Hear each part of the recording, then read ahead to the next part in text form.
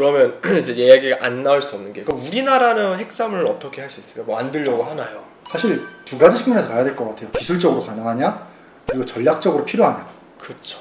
전략적으로 필요하냐부터 좀 얘기를 해볼까요? 네.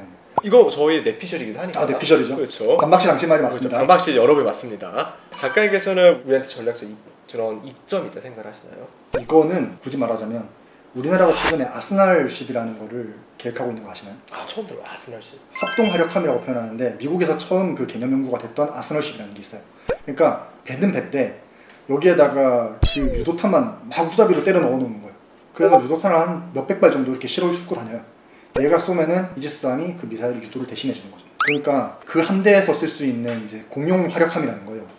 이게 미국에서 한번 제기가 됐다가 파벌 때문에 밀렸다가 우리나라에서 다시 거론되고 있는데, 잠수함이라는 게 사실은 잠수함 자체가 어떤 효용이 있냐, 합동함으로써 효력이 굉장히 큽니다.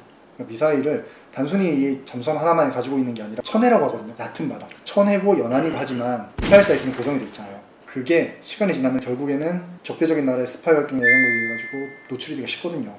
고정되어 있는 곳이면 옮기기도 쉽지 않고 타격을 당할 수가 있죠.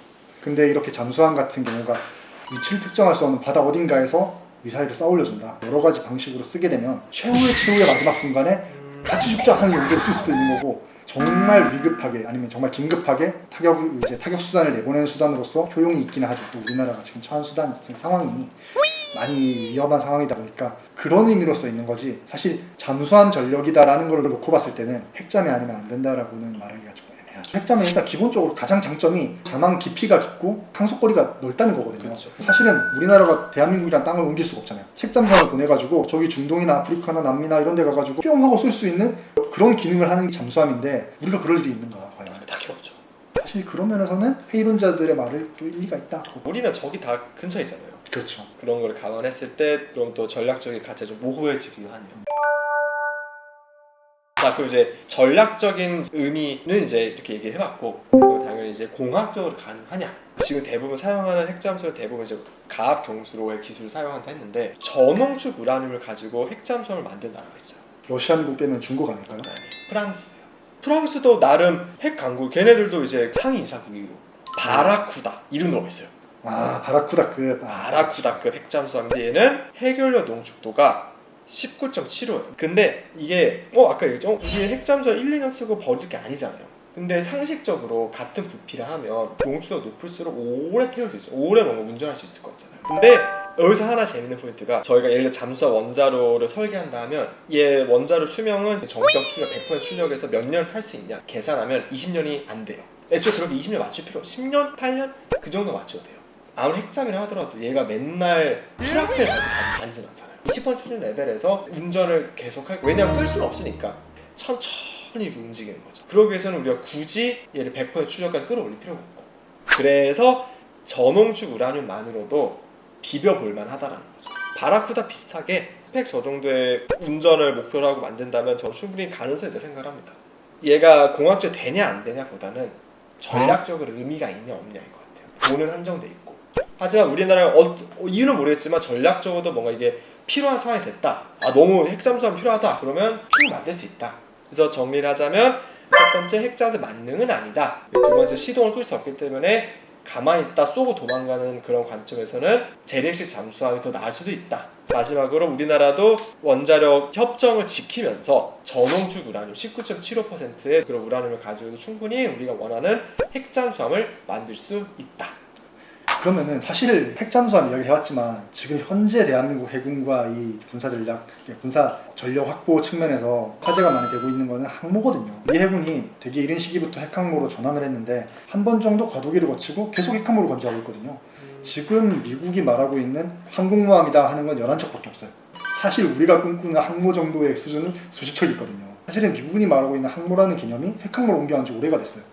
왜 미국은 항모라는 개념을 핵항모에만 적용하게 됐는지, 원자력 추진이라는 게 항모에게 어떤 유리한 점이 있는지 한번 말씀해 주셨으면 좋겠습니다. 미국이라는 나라를 생각할 때 우리는 우리나라 영해만 지키면 되잖아요. 미국은 원정을 많이 뛰죠.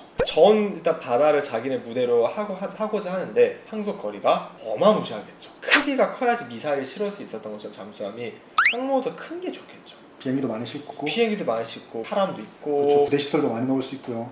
그렇다 보니까 만약 이거를 디젤로 한다 생각해 봅시다. 얼마나 많은 기름이 많이 들어갔어. 그리고 기름 왕창 쓴다 하더라도 주기적으로 뭔가 주유를 해줘야 되고 비용 문제가 어마어마합니다. 그렇죠. 그리고 마지막 제일 중요한 게 탄약이나 이런 게 화재가 나면 터질 수가 있잖아요. 그 안에 폭탄도 많고 왜냐면 비행기 무기를 그렇죠. 달아줘야죠. 무기도 있을 거고 그 비행기도 기름 들어가잖아요. 먼 거리를 내가 운항을 하고 싶다. 원자력 항모만한 좋은 게 없죠. 얘는 주유도 필요 없고 언제든 달릴 수 있고 저도 그 엄청나게 많은 기름을 들고 댕길 일이 없으니까 그래서 미군은 이제 모든 항모들을 원자력 발전소를 가지고 있는 거를 항모를 부르지 않나. 그렇다면 핵항모의 어떤 유지비 측면 이 부분은 어떻게 생각을 하시나요? 원자로 관점이라고 하면 돈은 덜 드는 게 오히려 더 든다. 왜냐 기름값이 안 되지. 한번 오케이. 그러니까 얘 언제까지 돌아다닐 수 있냐? 원자력 그 동력을 죽을 때까지거든요. 물론 나머지 부품은 그때 한 번씩 다 갈아야 될 거예요. 얘네들이 20년마다 오버를 할 거야 아마. 그때 원자 놀고 있냐? 아니죠. 그러면 뚜껑 열어가지고 아니 뭐 걔 갖다 버리고 새로 끼워도 되고 얘 그거 하면 해주면 돼요. 근데 그런 유폭이 날 수 있고 위험 비용, 위험 부담 비용 얘는 전략적 자산이니까. 그리고 플러스 시간 동안 주유하느라 하지 못한 작전에 의한 돈, 그리고 기름값 이런 것만 해도 유지 비용은 원자력에서 더 비싸는 그러진 않을 거다라는 거죠. 사실 오늘 이렇게 핵잠수함이랑 핵항모 이런 이야기를 해봤지만 결국 중요한 건 사실 경제적인 측면보다는 전략적인 가치와 외교적인 가치네요. 그렇죠. 그렇죠. 군사적으로는 그렇죠. 하지만 상호 보려면 또 이야기가 달라지겠죠. 그러면 이제 다음 이야기로 넘어갈 수 있는 게 바로 부유식 원전. 또 이게 나름대로 엮여서 핫했거든요. 그렇죠.